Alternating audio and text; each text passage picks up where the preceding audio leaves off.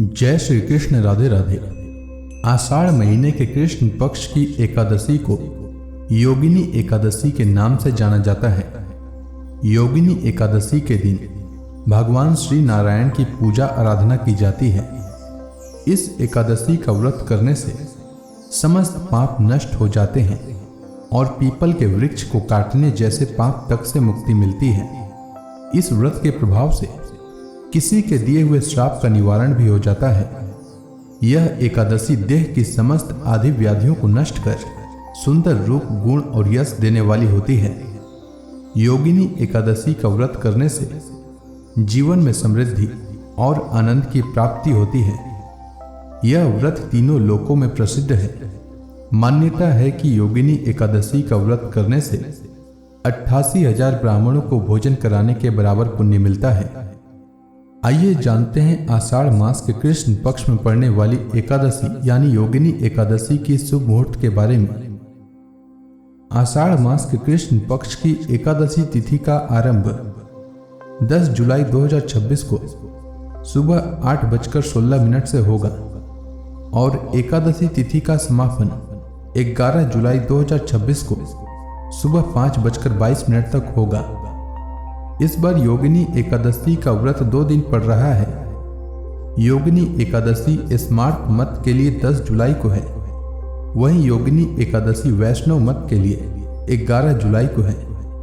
10 जुलाई को सूर्योदय का समय सुबह 5:31 और सूर्यास्त का समय शाम 7:22 रहेगा। अभिजीत मुहूर्त रहेगा सुबह 11:59 से दोपहर 12:54 तक। वहीं 11 जुलाई को सूर्योदय का समय सुबह 5:31 और सूर्यास्त का समय शाम 7:22 और अभिजीत मुहूर्त सुबह 11:59 से दोपहर 12:54 तक रहेगा। वहीं द्वादशी तिथि 12 जुलाई को सुबह 2:49 पर सूर्योदय से पहले समाप्त हो जाएगा। आइए जानते हैं एकादशी व्रत पारण के शुभ मुहूर्त के बारे में। जो व्रती योगिनी एकादशी का व्रत 10 जुलाई को रखेंगे उनके लिए एकादशी व्रत पारण का शुभ मुहूर्त 11 जुलाई 2026 को दोपहर 1:50 से दोपहर 4:36 तक रहेगा।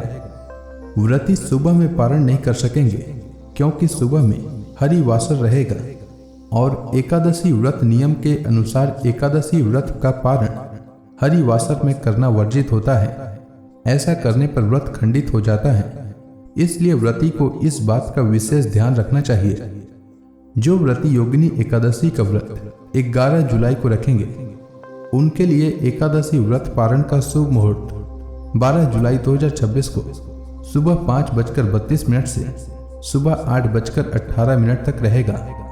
शास्त्रों के अनुसार एकादशी के दिन जो लोग उपवास रखते हैं और सच्चे मन से विष्णु भगवान की पूजा करते हैं उन्हें जीवन में अच्छी सेहत, सुख, समृद्धि की प्राप्ति होती है। इस दिन भगवान विष्णु को पीले पुष्प, पीले वस्त्र और हल्दी मिला हुआ जल अर्पित करने से मनोकामना पूर्ण होती है। एकादशी की शाम को तुलसी पूजा करना चाहिए। तुलसी माता के समक्ष शुद्ध घी का दीपक जलाएं। इस दिन ओम नमो भगवते वासुदेवाय इस मंत्र का जाप करना चाहिए और तुलसी माता की 11 बार परिक्रमा करना चाहिए। ऐसा करने से आपका आर्थिक पक्ष मजबूत होगा। शास्त्रों के अनुसार एकादशी तिथि के दिन पीपल का पौधा लगाने और उसमें नियमित रूप से जल चढ़ाने से पितरों की आत्मा को शांति मिलती है और घर में सुख शांति आती है। साथ ही एकादशी के दिन गरीब लोगों को पीले वस्त्र, अनाज और फल दान करना चाहिए। आइए जानते हैं एकादशी व्रत विधि के बारे में। एकादशी का व्रत 10वीं तिथि की शाम सूर्यास्त के बाद से ही शुरू हो जाता है और एकादशी का व्रत द्वादशी तिथि पर समाप्त होता है। 10वीं तिथि पर सूर्यास्त से पहले भोजन कर लें। इस दिन तामसिक भोजन से परहेज करें और सात्विक और हल्का आहार लें। एकादशी के दिन सुबह जल्दी उठकर स्नान करना चाहिए। फिर व्रत का संकल्प लेते हुए कहना चाहिए कि हे जगत के पालनहार भगवान विष्णु, आज मैं एकादशी का व्रत रख रहा हूँ या रख रही हूँ। मेरा यह व्रत निर्विघ्न पूरा हो जाए, इसकी शक्ति प्रदान करने की कृपा करें। इसके बाद भगवान विष्णु के समक्ष दीप प्रज्वलित करें, गंगा जल से उनका अभिषेक करें, उन्हें तुलसी दल अर्पित करें, फल का भोग लगाएं और अंत में आरती करें। इस दिन एकादशी व्रत कथा का श्रवण करें। शाम को तुलसी माता के समक्ष शुद्ध घी का दीपक जलाएं और अगले दिन द्वादशी को स्नान करके भगवान विष्णु की पूजा करके ब्राह्मणों को या जरूरतमंद लोगों को भोजन कराकर उन्हें दान दक्षिणा दें। इसके बाद शुभ मुहूर्त में व्रत का पारण करें। पारण का भोजन सात्विक होना चाहिए। पारण के भोजन में प्याज और लहसुन का प्रयोग नहीं करना चाहिए। उम्मीद है आपको योगिनी एकादशी व्रत से जुड़ी जानकारी अच्छी लगी होगी। अगर आपको यह वीडियो अच्छी लगी हो तो इस वीडियो को लाइक करें, साथ ही कमेंट सेक्शन में ओम नमो भगवते वासुदेवाय लिखना न भूलें। धन्यवाद।